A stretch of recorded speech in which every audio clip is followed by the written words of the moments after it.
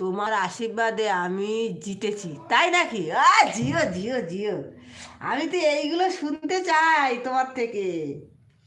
আমি তো এইগুলো শুনতে চাই, এই জন্যই তো তোমাকে বলি সব ঠান্ডা হয়ে গেছে, আমি বললাম না?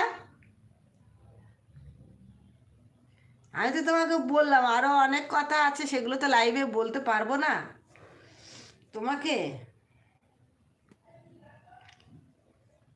আমি জানি জানি জানি, আমি খুব খুশি হয়েছি। কি জিতলে?